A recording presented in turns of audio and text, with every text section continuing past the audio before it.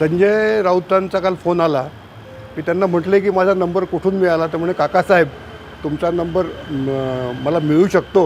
अत्यंत अरबीने बोलले ते आणि तुमचं सहकार्य हवं म्हणे.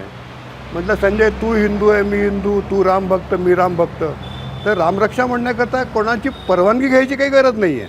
पण म्हटलं राम मंदिरात येऊन जर कोणी काही नारे लावले, कोणाला शिव्या दिल्या, भाषणं दिली, आंदोलन केलं तर ते राम मंदिराचं पावित्र्य, कोणत्याही मंदिराचं पावित्र्य त्यांनी भ्रष्ट होतं. तर तेवढं तुम्ही करू नका. त्यामुळे नाही म्हणे आम्ही रामरक्षा म्हणायला फक्त येऊ, उद्धवजी येतील रामरक्षा म्हणतील आणि नंतर जो कार्यक्रम आहे तो म्हटलं तुम्ही मंदिर परिसराच्या बाहेर घ्या.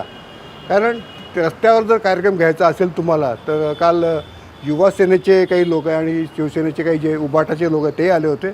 त्यांनाही सांगितलं की तुम्ही प्रॉपर प्रशासन आणि पोलीस यांच्याकडनं परमिशन घेऊन तुम्हाला जे आंदोलन करायचे जे काय करायचं ते मंदिराबाहेर करा. पण त्यांनी म्हटलं की आपण आज ते नागपुरात येतात आहे, उद्या आपण भेटू म्हणे काकासाहेब आणि आपण ठरवू. तर मी त्यांना हेच सांगितलं की तुम्ही आमचा तोच स्टँड आहे. काल आमची नेमकी मंथली मिटिंग होती विश्वस्तांची. त्याच्यामध्ये आमचा सगळ्यांचा हा पहिलेपासून हा स्टँड राहिला आहे की हे मंदिर आहे, इथे रामरक्षा हनुमान चालिसा म्हणायला परवानगीची गरज नाही. पण आमची एक अपेक्षा होती की जर यांचे 400-500 लोक येणार असतील त्यांनी आम्हाला ऑफिशियली अजूनही इन्फॉर्म केलं नाही आहे.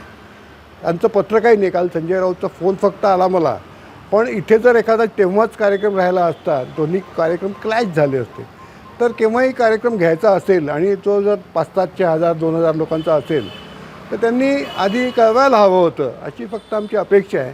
पण कोणत्याही रामभक्ताचं रामरक्षा म्हणण्याकरता आमच्या राम मंदिरात स्वागत आहे. उद्धव ठाकरे आले तर त्यांचं स्वागत कराल?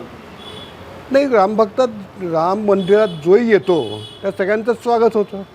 नाही, तिथे आता आपले मुख्यमंत्री जे आहेत त्यांचा 56वा वाढदिवस आहे म्हणून आपले माजी आमदार संदीप जोशी एक 56 कुंडी लक्ष्मी नरसिंह काहीतरी महायज्ञ करणार आहे. नरसिंह हे देवांचं त्यांचं कुलदैवत आहे.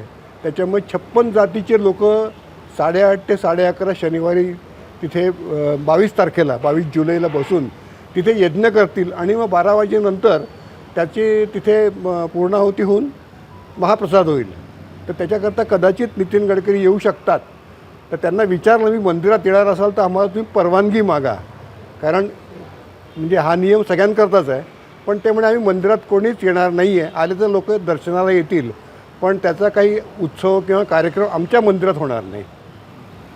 आणि तो कार्यक्रम म्हणजे मंदिराच्या बाजूला होईल देवेंद्रजी? तो मंदिरात ते NITचं ग्राउंड आहे, त्याच्यावर आमचा काहीच हक्क नाही आहे. NITने ते ग्राउंड कोणालाही दिलं तर ते आम्ही त्याला काहीच करू शकत नाही, कारण NIT काहीतरी 10,000 रुपये पर डे भाडं घेऊन ते भाड्याने देत असते.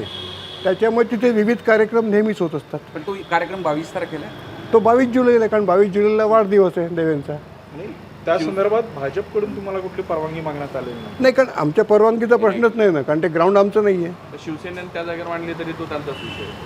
नाही, तो NITचा प्रशासन पोलीस यांचा विषय. काल अंबाझरीचे विनोद गोडबोले आहे जो ठाणा इन्चार्ज, तोही पोरगा आला. तो म्हणे काका काय आहे, म्हटलं इथे जर काही प्रॉब्लेम झाला तर त्याची पोलिसांनी दखल घ्यावी.